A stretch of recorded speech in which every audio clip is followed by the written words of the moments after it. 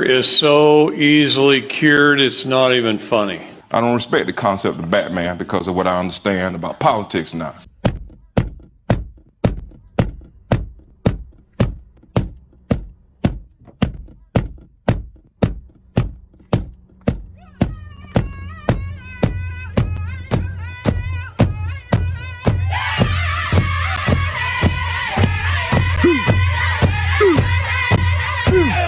This pisses me off. I'm telling you, you take the top bioscientist in the world, he probably works for the CIA. Dr. Lawrence Royce, man I highly respect. He was a top bioscientist at the University of Louisville in Kentucky. He grew up in Wisconsin. And when Chernobyl happened, the CIA came to him and said, hey, we need you. And they signed a contract with him to go run all the doctors and scientists in Russia for 10 years and handle all the problems of Chernobyl. He came back here and he bought a college campus and started a company that builds some of the best probiotics in the world. You had people all over here dying, but nobody there was even getting sick. Out these glass windows, and way over there at the tree line, he sees some huge silos. Come to find out, those villages was a Russian military chemical weapons biological manufacturing facility. And the Russian government doctors had discovered probiotics that would build their immune system to the point where these people were handling anthrax and other things that would kill everybody, and they weren't even getting sick. They had immune systems that were off the charts.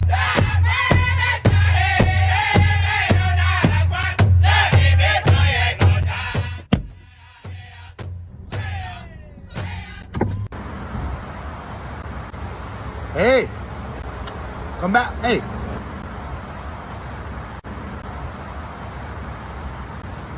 Jason Aldean isn't even from a small town.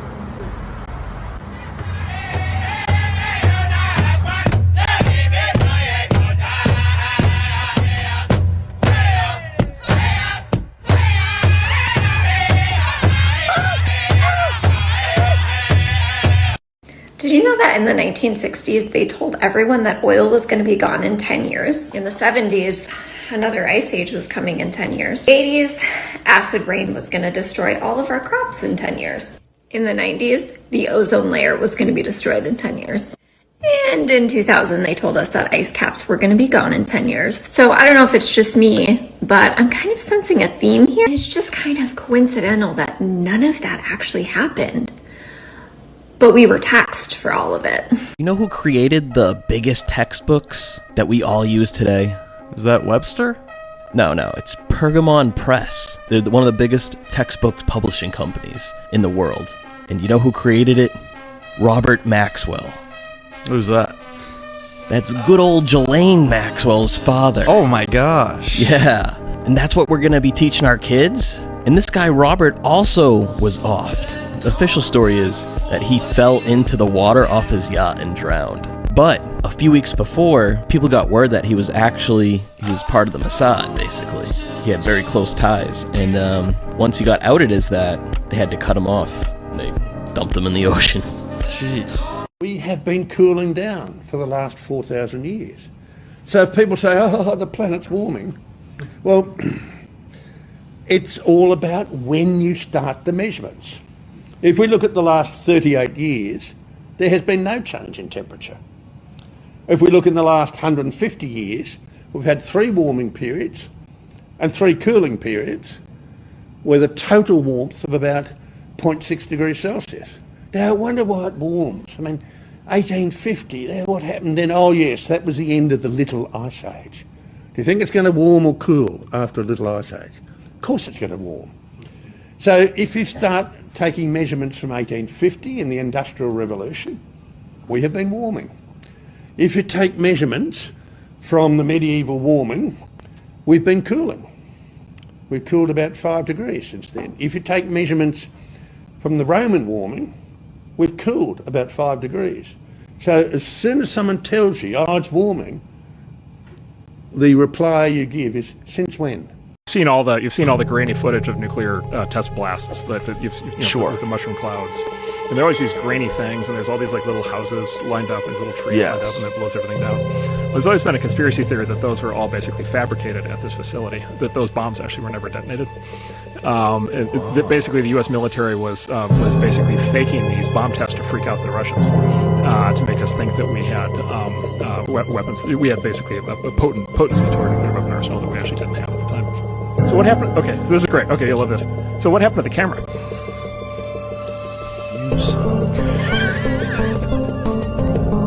son of a bitch. How is that happening and yet the camera is like totally stable and fine? Oh my god. And by the way, and the film is fine. The radiation didn't cause any damage to the film. Oh my god. Sorry, excuse me. Excuse me. Sorry, excuse me. So what we're going to do is we're going to read the story written. This is a disgrace. This is morally wrong. Excuse me. Sorry, excuse me. This is wrong. Drag queen story time for children. Reading stories to children. All wrong. Margot, give me that there. Yeah. Lads, this is absolutely disgraceful. We have kids, men dressed as prostitutes, reading filth to children. What's this all about, lads? We can't. Hi, how's it going? Lads, we can't stand for this. This isn't very Drag queen story time. People are giving out about it in America. It's not welcome in Ireland. Look at all these people here, lads. They're a protection of grooming. On Disney, again, Gonzorella, one of the Muppets on the Baby Muppet Show, he came out as trans on Disney. There you are. You missed our royal ball. We met the most amazing princess. But they ran away, and all they left behind was this. Everyone, there's something I need to tell you. The princess who came to your ball tonight was me. I'm Gonzorella. I'm gay. I'm a lesbian. I am actually pansexual. I am transgender.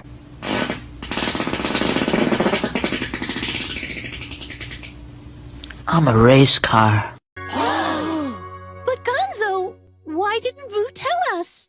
Because you all expected me to look a certain way. I don't want you to be upset with me, but I don't want to do things just because that's the way they've always been done either. I want to be me. And we saw last week how Disney, they already said that's their goal. Like anytime you see any kind of this stuff, this one woman's actually taking pride in her work, in the Proud family, so she has a lot of pride. Anywhere she can, she's shoving it in. And she laughs. She's like, oh yeah, that's me. You see it? Yeah, that was me. I'm guilty. I'm just putting it in whatever I can. And hey, nobody's saying anything, so I'm just going to keep. We're not here to cause trouble. We're just trying to make people aware. This is a piece. Look at this, lads. All around. Watch. Look what they have. They're protecting grooming going on in Tralee. There's grooming going on in Tralee. Yeah. No, I won't. This is the public library. We are members of the public. This is an event. This is an event, a children's event. You let it in. Oh, don't be touching me. Hey, Steve, can you record this? Where are you, Steve? Please. All right. No, we're not going to. We have every right to be here. We've been asked to leave and we refuse to leave. You can call the Gardaí all you want. What should be calling the Gardaí is this grooming going. This week, a psychotic transgender person shot up a Christian school in Nashville, Tennessee. 6 people died. 3 of them were children. This is what the White House press secretary had to say. People don't want their freedoms to be taken. They want us to fight for their freedoms. And so it is shameful, it is disturbing, and our hearts go out to the trans community as they are under attack right now. But this is a president who has said many times before he has their backs. He will continue to have their backs, and he will continue to fight for them. Wait, scratch that one. Mom, you gotta help. They're cooking kids in the school cafeteria. Listen, kids, you're 8 and 10 years old now. I can't be fighting all your battles for you. But Mom... No buts. You march right back to that school, look them straight in the eye and say, don't eat me. Okay.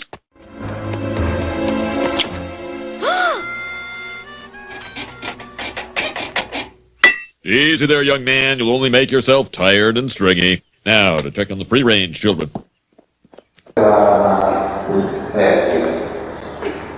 Insomma, qualsiasi cosa ha il cinema, Guardiamo tutto fuori e alla fine io prego di sangue. Dimmi, per la mano. Togli un pezzo. Per te la testa. Ah, sì. Se no uccido io, Ma io da faccio mia, se no uno strano. Nemoj, ja volim da vidim kako je dozira.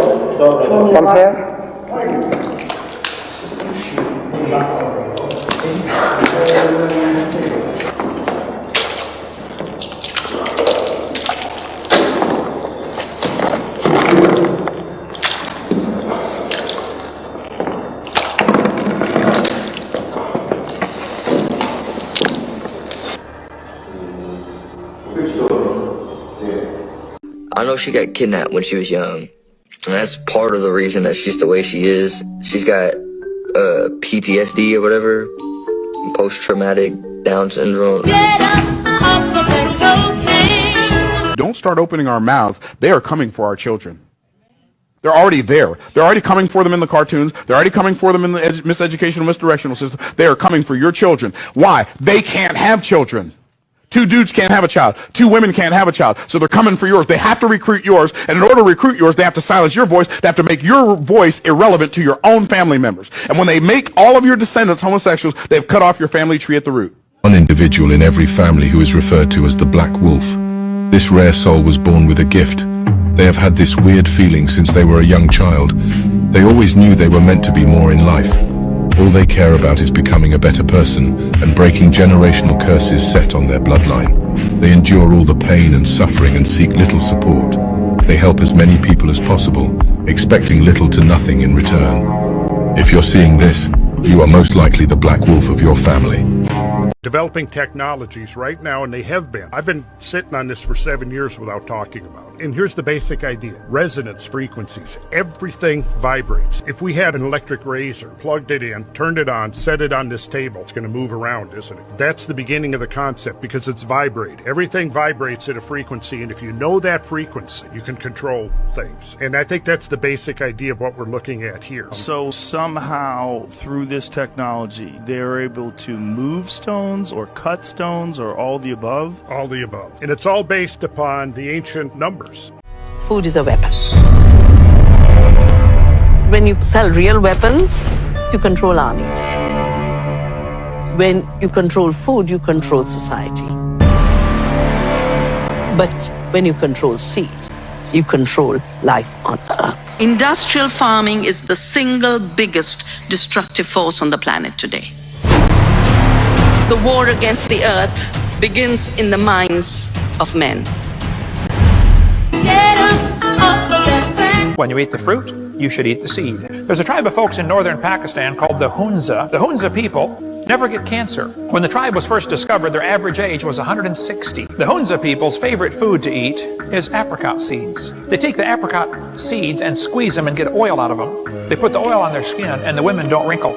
They're really good looking at 70 and 80. Jason Vale teaches, he said, cancer cannot survive in a body of a person that consumes apricot seeds. Did you know bread used to strengthen your heart? They learned years ago if they take out the vitamin E, the lecithin, and the omega-3 fatty acids, they take them out of the wheat, make the bread with white flour, the bread lasts for months. But the people started dying of heart attacks and strokes and circulation problems. See, it's a simple formula. The whiter the bread, the quicker you're dead. So today we're going to talk about how we're building back better by banning these healthy bulbs to replace them with fluorescent, non-earth friendly bulbs and LEDs, which are linked to cataracts and emit radio frequencies. So we all know the thing about LEDs are going to save us money. Well, how much? 11 cents per kilowatt per hour. Well, if I had an incandescent bulb, I would pay the exact same price. The only difference is this incandescent bulb might last a little bit less than this LED bulb. Now, what's interesting about the back of these boxes, it talks about how all these LED bulbs are working on a radio frequency. See this? Harmful interference to radio or television or people, which is not mentioned. And it actually talks about the FCC rules. Now remember, the FCC cannot be sued for any damages caused by radio frequencies. So then you have these fluorescent bulbs, which are marketed as earth-friendly and last 5 times longer, which is actually not true. But what's interesting is check this. Lamps contain mercury, They also contain lead and other hazardous materials, but they're low, so it's not a big deal if you just throw them in the garbage. But this is earth-friendly, which is funny, and also emit radio frequencies, which can disrupt radios, televisions, wireless telephones, remote controls, and people. So then we go to the bulbs that they want to ban, which actually last 3,000 hours or more. And if you notice, when you turn this back around just like this, there's no warning label that talks about how it emits radio frequencies or disrupts life. Interesting. You think this is a bottle? But look at this. They're able to hide this. You know, places like this. And there's a camera here too. See that little hole? Our device will beep if it finds any hidden cameras or GPS devices. It also has a red light to help you see camera lens reflections. Ice cream's so good. Wait, before they find me, BlackRock owns most United States banks. They own all major pharma companies and mainstream media. They oversee 10% of all stocks traded worldwide. They manage over $10 trillion in assets, which is half of the United States GDP. BlackRock and Vanguard, own 18% of Fox, 16% of CBS, 13% of Comcast, which also controls NBC, MSNBC, CNBC, Sky News, and they own 12% of Disney. They are the biggest institutional investors of Google, Facebook, Amazon, and now they're buying up all the homes and artificially inflating your mortgage so you will own nothing and be happy. I have to go. I have a second elephant in the room that I have recently discovered regarding climate change. I believe that climate change is not a crisis. Real truth could be found if and only if you learn to recognize and use good science. It's especially true when real truth is politically incorrect and does not reflect political business aims or desires of leaders. Even the scientific community can sometimes become deluded by pseudoscience. Recall, if you want pseudoscience to be true, just simply spin it and it becomes true. Of you in the press, would this be an ignored story? Because this is an ignored story. Would this be ignored if there was a Republican president in office during this point in time? I was down in Guatemala. I toured a facility, a safe house for sex-trafficked little girls. The youngest was 11. They had the cribs there for the little babies these sex-trafficked little girls were having. If you can't get angry about that, if you in the media can't get interested enough to report the truth, the depredations occurring, they have to be stopped outside of politics. There should be nothing political about this. We passed this Secure Fence Act on a bipartisan basis. I think 85 members of the Senate voted for it. And yet now, Democrats refuse to even build the wall that we've already bought and paid for. So a president who's serious about this can fix this problem. He can stop a lot of this trafficking. We have a president right now in office who could care less. The current vice president was on my committee when we heard testimony about a child being sold for $81. She obviously could care less, and you can see the result. It's true, isn't it? There are many men who are physically brave beyond any question when it comes to standing up against a tyranny that threatens with armies. Some of them carry the actual scars of battle to prove it. But when it comes to this new kind of war, they're lost to the fight. When there is no battlefield, when the weapons are not rifles or bombs but economic pressures, then who is your enemy? How do you fight? Where do you begin? It's precisely for these reasons that any modern dictatorship must have control over the economic sphere of all human activity. The richest man who's ever lived on the planet Earth. Mansa Musa. Mansa Musa, yes. He was a king from Mali. When Mansa Musa passed through Egypt, he bankrupted the Egyptian economy because every poor person he saw, he gave them gold. Now, how does an economy function? The word economia, Latin root, means the study of lack. You cannot have an economy if someone is not lacking. Because he cancelled the lack in Egypt, he bankrupted the economy because money could not flow. Money typically flows from someone who is wealthy to someone who is poor, or from someone who is poor or someone who is wealthy. There's that diffusive movement of money that is necessary for an economy to exist. The moment you find an equilibrium, you cannot have an economy. Everyone always wants to know with the environment, like, what's one simple thing I can do? Please stop recycling your plastic. 90% of that never goes and gets recycled because it's not profitable. It's cheaper to just use the waste byproduct from the petrochemical industry to make these. Throw these in the trash, please. What happens is the recycling companies don't recycle it, and then they ship it to poor countries, and then guess what happens? It goes into the rivers, and then it goes into the oceans, and you get an ocean plastic waste crisis. I am open to the fact that there are, in fact, elements of the government who are participating in this trafficking. The individuals who I've consulted with, first of all, told me that they operated off of what they called the 2% rule. He asked me, he said, have you actually contacted the Houston police? I said, yes, I have. He said, don't ever do that again. Out of that police force of 5,000 officers, 2% of them are owned lock, stock, and barrel by the cartel. And he said, that's true of every single agency up the chain. He said, that's true all the way up to the field offices down in South Texas in the FBI and the other government agencies, that you can anticipate that 2% of those who are working actively in those agencies or in those police departments are in fact co-opted by the cartels. He said, so when you're making a phone call randomly to someone you don't know and you think you're calling for help and you think you're calling the right department to get the kind of help you may need for a given situation, he said you're playing Russian roulette. You're putting a gun to your head and you're spinning the chamber and you're waiting to see what happens. I reached out to my police source when you tipped me off about children being trafficked in Houston. So I reached my police contact and he was clueless about it, and he connected me with the officer who patrolled that area who was also clueless. And anyway, apparently the children had already been trafficked through by the time anyone got there. But that's scary to think that police could be in on it. I mean, let's be clear. One of the reasons why Ron DeSantis, i.e. Florida, can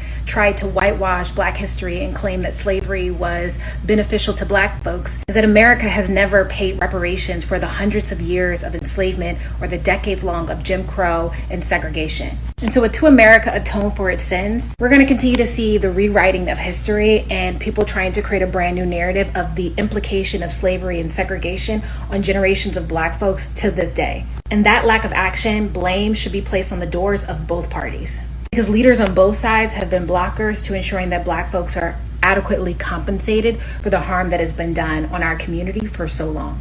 And what slavery and Jim Crow segregation did with Black folk, it intentionally maldistributed all the resources away from Black folk and created a real-life monopoly game. Black folk in America are playing in a real-life monopoly game that you're totally ill-prepared to play and win. And if you know anything about monopoly, monopoly is based on everybody sitting down and getting a fair share of the resources, the money in their hand before the game starts. Black folk, you can't play because you never got your 40 acres and a mule.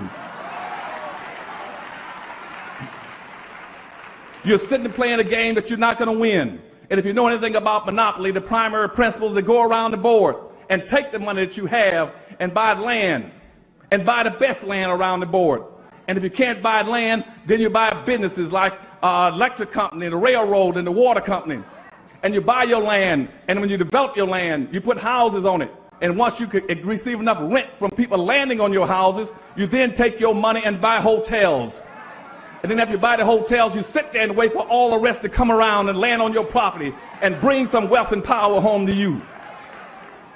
And see, my people have been playing real life monopoly with no money, going around the board hoping the world that they can land on free park and income tax and charity. I'll tell you why nobody trusts the media. The last couple of years, a lot of us have lived through a little something called inflation, where everything has gotten more expensive. And naturally, we want to figure out why. A lot of us had this gut feeling that it was corporate greed, corporations raising their prices and ripping us off, aka greedflation. Now, in response to this theory, the mainstream media deemed greedflation to be fake, nonsense, a witch hunt, even a conspiracy theory. And then the tapes came out where a bunch of CEOs were caught on tape bragging about raising prices just because they could. We want to make sure that we're not leaving any pricing on the table. We'll take as much pricing as the consumer can absorb. And we know if we need to take more pricing, we have room to do it. To date, we've seen no resistance from our customers. I'm really pleased our sales teams have gotten much better at pricing than ever in the history of the company. We're not going to be giving this pricing back. Now it's not a matter of can we take a price increase. Now it's about how much of a price increase are you going to take. Uh-oh, what are they going to say now? You're not going to believe this, but not only is greedflation not a conspiracy anymore, it is real and probably a good thing for the economy, says the Wall Street Journal. My point is, how can we possibly trust the mainstream media if time and time again they've shown that their main priority is not necessarily to report the real news, it's to protect their corporate donors? I don't respect the concept of Batman because of what I understand about politics now. Rich dude owns a corporation, has state-of-the-art equipment, and he uses this to beat up on street-level crime. He doesn't mess with the industrialists or the super capitalists, the Murdochs or the Trumps. He rather just fuck with the purse snatchers on the corner. Batman is a conservative's wet dream. Fuck Batman.